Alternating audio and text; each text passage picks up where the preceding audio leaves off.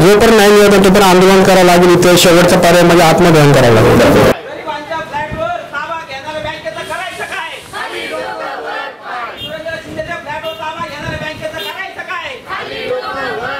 छत्रपती शिवाजी महाराजांचा डॉक्टर बाबासाहेब आंबेडकरांचा लोकशाही अण्णाभाऊ साठेंचा सुरेंद्र शिंदेला न्याय. नमस्कार, पुणेकर माझामध्ये आपले स्वागत. सध्या आपण पुणे शहरातील मंगलदास रोडवरील इंडसइंड बँक या कार्यालयाच्या जवळ आहोत. आज स्वाभिमानी रिपब्लिकन पक्षाच्या वतीने आज या बँकेवरती बँकेच्या कर्मचाऱ्यांच्या विरोधात आणि बँकेच्या कामकाजाच्या विरोधात आंदोलन केलेलं आहे. आपल्याबरोबर पीडित जे शिंदे आहेत त्यांची नेमके काय त्यांच्यावर अन्याय झालेला आहे हे आपण त्यांच्याकडनं जाणून घेऊ. सर, आज आपण हे आंदोलन केलेलं आहे आपल्या मागण्यासाठी, काय नेमका विषय आहे आणि किती रुपये आपण घेतले होते ते आपण थोडक्यात सांगा. मला ॲक्च्युली 31 लाखाचं लोन दिलं होतं. त्याच्यामध्ये एक लाख रुपये प्रोसेसचं फी आणि इन्शुरन्सच घेतलेला आहे आणि त्या बदल्यात मी 2 वर्ष EMI रेग्युलर भरलेला आहे आणि माझा फ्लॅट बोर्ड बोलून ताब्यात घेतलेला आहे. मध्ये कोरोना कालावधी पण होता आणि त्यामुळे मला थोडंसं परिस्थिती नाजूक असल्याने त्यांना रिक्वेस्ट केली की बाबा मी तुमचे जेवढे काही EMI आहे ते भरला तयार आहे. तर त्यांनी मला सांगितलं आता फ्लॅट आमच्या ताब्यात आलेला आहे, शुभम कदमने तुम्हाला सगळे पैसे भरावे लागतील, त्याशिवाय तुम्हाला ताबा देणार नाही. मी त्याला 1-2-6 महिन्यापासून फॉलोअप करतो. शेवटी मी जीवन गोगरे सरांकडे गेलो, त्यांना सांगितली अशी परिस्थिती आहे की बाबा मला फ्लॅटचा ताबा पाहिजे, मला काहीतरी OTS करून द्या किंवा काहीतरी एक लमसम अमाऊंट त्यांनी भरला तयार आहे. तर त्यांनी 31 लाखाचं लोन आहे ते 40 लाखावरती लिहिलेलं आहे आणि फ्लॅटचा ताबा दिला त्यावेळी मला 34 लाख सांगितले आणि फ्लॅटचा ताबा त्यांच्याकडे, चावी त्यांच्याकडे आणि तरी 5 लाख रुपये वाढवले. म्हटले ना इंटरेस्ट आहे तुम्हाला भरावंच लागेल, आमच्या हातात काही नाही, जयपूरला आमचं ऑफिस आहे. आम्हाला तिथला पत्ता द्या, आम्ही तिथे जाऊन त्यांना रिक्वेस्ट करतो, त्यांना भेटतो, आम्हाला न्याय पाहिजे. आम्हाला आमचे जे बाडी तुम्ही जे एक्सपेन्सेस जे लावले ते मायनस करा, त्यातले बाकीचेच काय तुमचं जे मूळ मुद्दल आहे काय त्याच्यामध्ये आम्ही तुम्हाला किती भरलेत काय, माझी परिस्थिती अशी नाही आहे, मला न्याय द्या, माझ्या मुलांना रस्त्यावर आणू नका. तरी त्यांनी काय ऐकलं नाही, वेळ पाऊलपणा केलेला आहे. 2 महिने असेच चाललेले. आता फ्लॅट जो तुमच्याकडे नाही सध्या, आता सध्याला तुमची काय परिस्थिती, कुठे राहतो तुम्ही आणि काय नियोजन करता कसं? सध्या फ्लॅट ताब्यात असल्यामुळे आम्हाला भाड्याने राहावं लागत आहे सर. परिणाम होतो, शाळा लांब आहे, सगळ्या गोष्टी आहेत तर मी सगळ्या फेस करतोय. आता काय सांगत, यांना सगळी माहिती परिस्थिती माहिती आहे शुभमला. त्यांना सांगितली, पद्मनाभन सरांशी बोललो, ते म्हटले आम्ही तुम्हाला कमिटमेंट देतो करतो पण काही एक होत नाही, आमच्या हातात राईट्स नाही आहे, तुम्हाला वरती जावं लागेल, VPशी बोलावं लागेल, इकडे बोलावं लागेल, तिकडे बोलायला मेल करा, हे करा ते करा, असं करत 6-7-8 महिने गेलेले म्हणून. आता तुमची जी मागणी आहे की मला बँकेने सहकार्य करावं असं तुम्ही वारंवार विनंती केलेली आहे, पण या तुमची विनंती जर मान्य झाली नाही तर तुमचं काय पुढचं पाऊल असेल? पुढचं पाऊल म्हणजे तर मला परत आम्हाला जोपर्यंत नाही मिळत तोपर्यंत आंदोलन करावं लागेल. इथे शेवटचा पर्याय म्हणजे आत्मदहन करावं लागेल. सर, आज स्वाभिमानी रिपब्लिकन पक्षाच्या वतीने आज इंडसइंड बँकेच्या कार्यालयावर तुम्ही जे हल्लाबोल आंदोलन केलेलं आहे या मागचं आंदोलनाच्या मागचं नियोजन तुम्ही कसं केलं आणि काय सांगा त्याबद्दल? गेली महिनाभरापासून या बँकेला आम्ही फॉलोअप घेतो. फॉलोअप घेत असताना यांचे वरिष्ठ अधिकारी पद्मराजन हे आमच्याशी त्यांनी व्यवस्थित चर्चा केली, पण या बँकेमध्ये जो इथला रिकव्हरी अधिकारी जो कदम आहे तो अतिशय त्यांना उद्धट वागणूक करतो, तो व्यवस्थित उत्तर देत नाही त्यांना आणि माझ्याकडे काही नाही, वरती आहे सर्व असं वेळोवेळी सांगत असताना आम्ही त्यांना विनंती देखील केली आणि त्यांनी सांगितलं की आम्ही तुम्हाला करू, पण त्यांनी काही केलं नाही. त्याच्यानंतर मग आम्ही हा आंदोलनाचा विषय घेतला. आंदोलन केल्याशिवाय काय देशाची मूळ भागच आंदोलन आहे. जोपर्यंत आंदोलन करत नाही, जोपर्यंत आपण संघर्ष करत नाही तोपर्यंत त्या व्यक्तीला न्याय भेटत नाही. त्यामुळे आम्ही आज आंदोलन करायचा विचार केला. आता आपण बघितलं की कॉन्ट्रॅक्ट बेसिसवर बरेच कर्मचारी जसं शुभम कदम सारखे लोक या ठिकाणी काम करतात, पण बँकेचे सिनियर जी टीम आहे त्यांच्याशी तुम्हाला भेटवलं जात नाही. नेमकं बँकेचं मुद्दा काय, तो तुमचा जो विषय तो बँकेपर्यंत पोहोचत नसेल असं पण कधीतरी होत असेल असं वाटतं? असं वाटतं आम्हाला. जे बँकेचे कर्मचारी इथं आम्हाला उत्तर देतात वरती आमच्यावरती, आता ते पद्मराजन साहेबांपर्यंत आमची बोलणी झाली. त्यानंतर जेव्हा आंदोलनाचं पत्र दिलं तेव्हा त्यांनी गेलं आमचा लिगलचा माणूस येईल, काळे म्हणून साहेब होते लिगलचे, ते आले, पण त्यांच्याही बोलण्यात असं काही दिसलं नाही की ते बी ऑथराइज पर्सन नाही, ते बी कुठला डिसिजन घेऊ शकत नाही. आणि ते मग आमच्यासोबत चर्चेला आले. कशाला तुम्हाला चर्चेला यायचं तर कोणी चर्चा डिसिजन मेकर कोणी पाहिजे, ते चर्चेला येतात आणि आपला वेळ घालवतात आणि आमच्या लोकांनी बघतात आणि हसतात. ते हसतात, बोलतात की यांना असंच करायचं झालं म्हणजे असं आतून त्यांचं आम्हाला फिलिंग झालं. त्यामुळे आम्ही या लोकांना देखील यांचा पाठपुरावा करून यांच्यावर देखील कारवाई व्हावी अशी आम्ही प्रशासनाकडे मागणी करतो. हे जे आंदोलन आता आपण घेत आहे गोरगरिबांना न्याय देण्यासाठी, आपल्याला वाटतं का बँकेकडून गोरगरिबांची दखल घेतली जाते? बँकेकडून कुठल्याही प्रकारची मध्यमवर्गीय माणसाची दखल घेतली जात नाही. जर दखल घेतली असती तर सुरेंद्र शिंदेला न्याय मिळाला असता, आम्हाला आंदोलन करण्याची वेळ आली नसती. तो गेले 6 महिन्यापासून धावपळ करत आहे. गेल्या 2 महिन्यापासून आम्ही या बँकेमध्ये सातत्याने पत्रव्यवहार करतोय, अधिकाऱ्याला भेटतोय. पण इथं घडतं असं की रिकव्हरी एजंटला असं वाटतं की माणूस मेला तरी त्याचे पैसे रिकव्हर करून बँकेला दिले पाहिजे, आणि मालक हा जयपूरला बसलेला असतो. मालकाला बाकीचं काही घेणं देणं नाही. तुम्ही मिळले तरी मारा, पण माझं व्याज मला मिळालं पाहिजे, माझे बँकेचे पैसे मला मिळाले पाहिजे, ही भूमिका त्या व्यवस्थापनाची असते.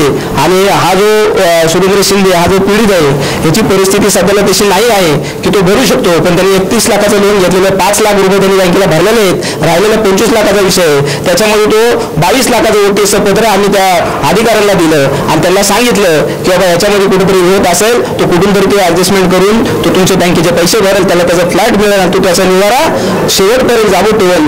पण बँकेने आम्हाला उडवडीची उत्तरं दिली. शेवटच्या याच्या क्षणामध्ये ज्यावेळेस आम्ही आंदोलनाचं पत्र कोल्हापूर पोलीस स्टेशनला दिलं, थोपटे साहेबांकडे बसलो, त्यावेळेस त्यांनी कॉन्टॅक्ट केलं. पोलीस स्टेशनच्या LIBच्या लोकांनी कॉन्टॅक्ट केल्यानंतर काळे साहेबांना, ॲडव्होकेट काळे साहेब लिगलचे जे काम बघतात त्यांना तिथं पाठवलं गेलं. त्यांना देखील आम्ही पहिल्यांदा विचारलं की बाबा तुम्ही डिसिजन मेकर आहात का? ते म्हणले नाही, पण तुमचं बोलणं मी करून देऊ शकतो. त्यांनी सुरुवातीला बसताना सकारात्मक उत्तर दिलं. आम्हाला सांगितलं 1 तासात तुम्हाला आम्ही सांगतो.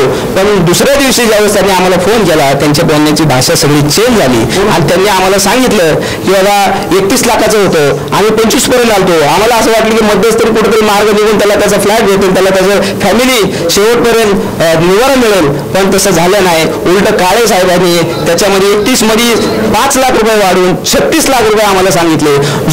ज्याची परिस्थिती 22 लाख रुपये भरण्याची नाही आहे, त्याला जर तुम्ही सांगत असाल 36 लाख रुपये भरा, नाही तर आंदोलन करा, आम्हाला काही घेणं देणं नाही, अशी भूमिका जर इंडियन बँक घेत असेल तर इंडियन बँकेचं कुठलंही काम आम्ही या पुणे शहरामध्ये चालून देणार नाही. गरीब मागासवर्गीय समाजाची ही बँक फसवणूक करते असं आपल्याला वाटतं. पण अशा बँकेचे जे कर्मचारी त्यांच्यावर ॲट्रॉसिटीनुसार कारवाई होईल असं आपल्याला वाटतं का? असे जे उद्धट आणि स्वतःला मालकीचे समजणारे जे रिकव्हरीचे लोक असतात त्यांच्यावरती ॲट्रॉसिटी कायद्यानुसार कारवाई 100% ही झालीच पाहिजे. आम्ही कधीही कुठल्याही प्रकरणामध्ये खोट्या ॲट्रॉसिटीचा अर्ज कधीच देत नाही. पण असे जे माजुरी लोक असतात त्यांच्यावरती नक्कीच ॲट्रॉसिटी अंतर्गत गुन्हा दाखल झालाच पाहिजे. आज हे आंदोलन केलेलं आहे इंडसइंड तुमच्या बँकेच्या मुख्य कार्यालयावर. सुरेंद्र शिंदे हा तुमचा कस्टमर आहे.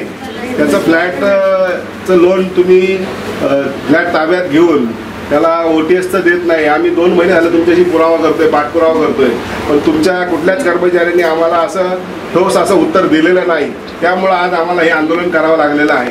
तर तुम्ही आज आम्ही आंदोलन तुम्ही काय निर्णय घेणार, या आंदोलनाचा काय निर्णय घेणार, हे सगळे लोक ऐकतात, मीडिया ऐकतात, तुम्ही सांगा. शेतकऱ्यांचं काय प्रपोजल आहे तुम्ही एकदा मला लिखली द्या, आणि तुम्हाला कळवतो त्याच्याप्रमाणे. तुमच्या ह्या इंडसइंड बँक या कार्यालयाला 3 वेळा आम्ही त्यांचं निवेदन दिलेलं आहे. OTSचं ईमेल केलेलं आहे, OTSचं त्यांचं पर्सनली पत्र दिलं आहे, पक्षाच्या तर्फे बी आम्ही दिलेलं आहे. 3 एप्रिलला दिलेलं आहे सर शेवटचं. हे सुरेंद्र शिंदे हे तुमचे कस्टमर 3 एप्रिलला दिलेलं आहे, मेल केलेला आहे, लेटर पर्सनली दिलेलं आहे, पण कोणी काही रिस्पॉन्स देत नाहीये. माझ्या माहितीप्रमाणे शिंद्यांबरोबर मीटिंग पण झालेलं आहे, त्यांना प्रॉपर्टी पण दाखवलेली आहे. तुम्ही परत फ्रेश प्रपोजल द्या, ते परत मी कमिटी समोर ठेवतो आणि त्याचा निर्णय तुम्हाला कळवतो आम्ही. नाही आता कसं आहे, आता तुमच्या आंदोलनाची दखल घेतलेली आहे. बरं, आम्ही तसं कळवतो. आम्हाला तसा फ्रेश प्रपोजल लागेल. काय त्याचं त्यांनी काय प्रपोजल आहे, काय त्याचं म्हणजे किती आम्हाला किती दिवसात देणार? ठीक आहे, आम्ही तुम्हाला फ्रेश प्रपोजल देणार. तुम्ही आम्हाला किती दिवसात त्याचं उत्तर देता? 3 दिवसामध्ये तुम्हाला उत्तर देऊ आम्ही त्याचं. बरं ठीक आहे. सर आपलं नाव काय आणि जरा पोस्ट सांगताल का? शेटे, माझं शेटे आहे, मी लिगल डिपार्टमेंट हँडल करतो. तुम्ही पण लिगल डिपार्टमेंट जसे काळे आहेत बँकेचे जे चेअरमन वगैरे कोण, ते कोण आहे? आम्हाला न्याय द्यावा साहेब. मग साहेब आम्हाला न्याय मिळावा अशी आमची अपेक्षा आहे तुमच्याकडून. तुमचं जे म्हणणं आहे ना ते मान्य करतो मी. ते तुम्ही कमिटीवर फॉलो करतो म्हणून मी तुम्हाला म्हटलं तुमचं ते प्रपोजल द्या आणि तुमच्या आंदोलनाची दखल करून कळवतो. परत आम्हाला आंदोलन घ्यायला लावू नका. पीडित संजय शिंदे यांनी आत्मदहनचा पण इशारा दिलेला आहे. तर पुढच्या वेळेस निवेदनची दखल घेतली नाही तर मी जीवन घोंगडे स्वाभिमानी रिपब्लिकन पक्षाचे शहराध्यक्ष आहे. आम्ही तुमच्याकडे 3 वेळा निवेदन दिले. तुम्ही देखील लिगलचेच आहात. जसे काळे साहेब आहेत, मला वाटतं काळे साहेबांच्या वरती तुम्ही काम करत आहात. सगळे जर लिगलचे लोक बघत असतील तर लिगलच्या लोकांना कुठल्याही प्रकारचा ठोस निर्णय घेण्याचा अधिकार तुम्हाला नाही आहे. तुम्ही कमिटीच्या पुढे ठेवणार आहे, मग तुमचे जे व्यवस्थापनाचे लोक आहेत त्यांच्या पुढे ठेवणार आहे. आता 2 महिने झाला आम्ही हा विषय चालू आहे.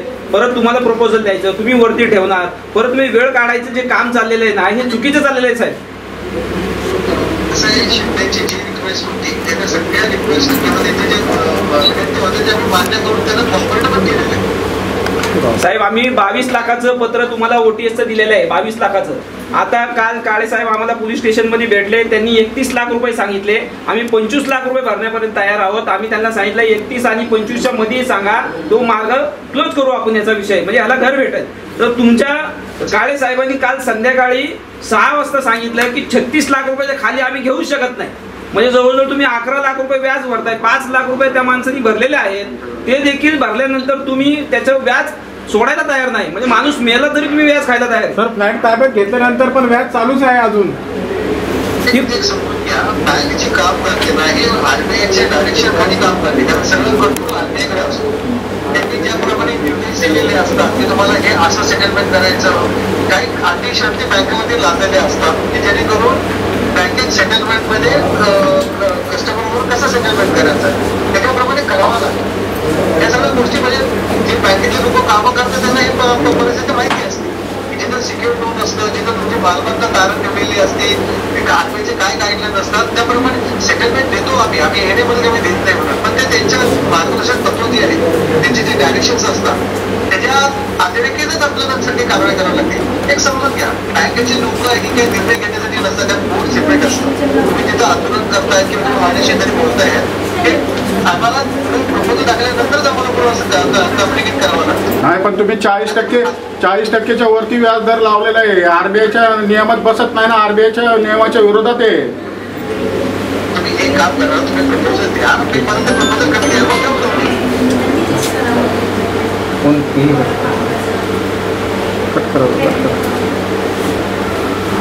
आम्ही तुम्हाला प्रपोजल देतो, पण जर 3 दिवसाच्या आतमध्ये याला न्याय मिळाला नाही तर तुमचा एकही कर्मचारी आतमध्ये जाणार नाही, आतला बाहेर येणार नाही. हे तुम्हाला मी ठामपणे तुम्हाला सांगत आहे.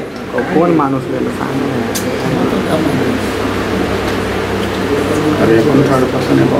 तुम्ही याच्यावरती लिगल साहेब आहे, तुम्ही आम्हाला याला न्याय मिळवून देण्याचं काम करायचं, नाही तर याच्यापेक्षा मोठ्या प्रमाणामध्ये आंदोलन होणार आहे तुमचा. आणि दुसरा जो शुभम कदम म्हणून जो आहे त्याच्यावरती तुम्ही कारवाई करायची, नाही तर आम्ही या सगळ्या महिला त्याच्या तोंडाला काळ फासणार. तुम्ही प्रपोजल द्या. हो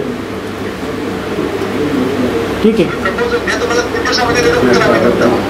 3 दिवसामध्ये उत्तर नाही, त्याला 21 आहे, तो विषय क्लोज झाला पाहिजे. तो 25 पर्यंत भरायला तयार आहे. तुम्ही उत्तर देऊन परत आमचा वेळ काढायचं काम करायचं नाहीये. 3 दिवसामध्ये तुम्ही तो 25 मध्ये भरायला तयार आहे. तुम्ही वरती तुम्हाला त्यांच्याशी बोलायचं, तुम्ही बोलून घ्या. आणि तो 25 लाख रुपये भरायला तयार आहे 1 टाइममध्ये. तर ते काम तुम्ही तुमच्या लेवलवरती करून आम्हाला कळवायचं. मी तुम्हाला त्याचा निर्णय कसं आहे, आमच्या हातामध्ये डिसिजनचं नाही. तुम्हाला सांगतो मी तुमचा प्रपोजल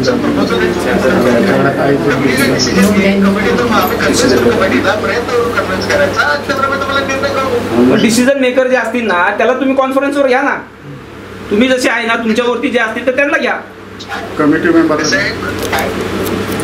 बँकेमध्ये काही पद्धती असतात त्याप्रमाणे डिसिजन घ्यावं लागतो. ठीक आहे, मग आम्ही काय करतो साहेब, आम्ही इथंच बसतो, इथून काय हलत नाही. तुम्ही त्यांना सांगा, चालेल का? आम्ही इथंच बसतो, आम्ही इथून हलत नाही. बघा साहेब, मी तुम्हाला कॉम्प्लेंट करतोय, तुम्हाला फक्त तुमचं प्रपोजल द्या. तेच म्हणणार आहे, तुम्ही तुमचं प्रपोजल द्या, ते कन्सिडर करावं लागेल, त्याला वेळ लागणार आहे. एका दिवसात डिसिजन नाही होणार. ते मागितले याच्या आधी आताच प्रपोजल दिले. 8 दिवसाआधी तुम्हाला प्रपोजल दिलेले, 8 दिवसाआधी दिले.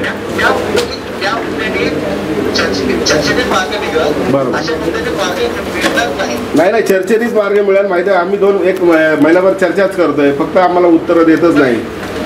आणि तुम्ही पण वेळ खाल्ला तर तेच होईल. ठीक आहे, प्रपोजल देतो आम्ही. 3 दिवसामध्ये तुम्ही कळवा.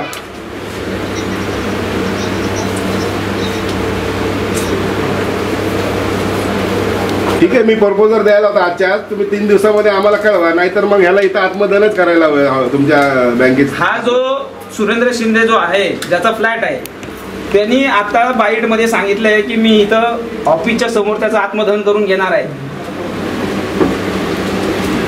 मग तो आत्मदहन करण्याची त्याची संपूर्ण तयारी आहे. तो रस्त्यावरती आहे, बेघर आहे, त्याचा फ्लॅट तुमच्या बँकेकडे ताबा ठेवलेला आहे. तो त्यांनी जर आत्मदहन केलं तर याला सर्वस्व जबाबदार लीगल टीम, तुमची बँक, ते सगळ्याच्या सगळ्यावरती 302च्या अंतर्गत गुन्हा दाखल होईल. हे आपण लक्षात ठेवा. तुम्ही ॲडव्होकेट असाल, लिगलचे वकील असाल तर कायदा आमच्यापेक्षा जास्त तुम्हाला माहीत आहे. दुसऱ्या फोनवर सांगा ना. त्या गोष्टीवरती न बोलण्यापेक्षा आपण त्यांचा ठीक आहे, मार्ग काढा. ठीक आहे, काढा. चालेल. ठीक आहे, मार्ग काढा. देतो तुम्हाला निवेदन. कोणत्याही बँक, कोणत्याही संस्था तो कुठल्याही कायदा सपोर्ट करणार नाही.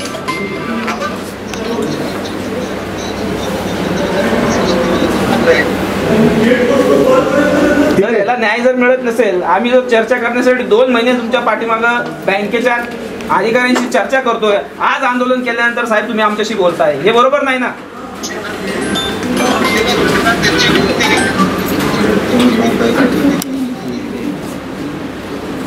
ठीक आहे, कुठल्या पद्धतीची मदत झालेली नाहीये. त्यांना प्रॉपर्टी दाखवली होती, इथून लोकं काढवली, प्रॉपर्टी दाखवली, मी म्हणतं मी सेटल करतो, मी बाहेर आणतो, सगळ्या गोष्टीला पण त्यांना मदत केलेली आहे. आपण त्याच्यापेक्षा काय करू शकतो त्यावरती आपण बोलतो ना. ठीक आहे. आता जे आपण बंद काय मोबाईल म्हणून प्रपोजल तुम्ही प्रपोजल द्या, ते प्रपोजल मी पुटअप करतो, आपण आम्ही डिस्कस करता येईल परत. ठीक आहे, मग आज आम्ही तुम्हाला प्रपोजल देतो आणि तुम्ही आज स्वाभिमानी रिपब्लिकन पक्षाच्या वतीने इंडस्ट्रियल बँकच्या कार्यालयावर हल्लाबोल आंदोलन केलेलं आहे. या आंदोलनामध्ये या पक्षाचे सर्व प्रमुख पदाधिकारी आणि महिला मोठ्या संख्येने उपस्थित आहेत. तरी बँकेकडे यांनी विनंती केलेली की जो संजय शिंदे यांना त्वरित न्याय मिळावा आणि जो कदम आहे त्याच्यावरती अॅट्रॉसिटी ॲक्टनुसार कारवाई अशी त्यांनी विनंती केलेली आहे. कॅमेरामॅन यशवंत मी संतोष शिंदे, पुणेकर माझा न्यूज. डॉक्टर बाबासाहेब आंबेडकरांचा सुरेंद्र शिंदेला न्याय, सुरेंद्र शिंदेला न्याय.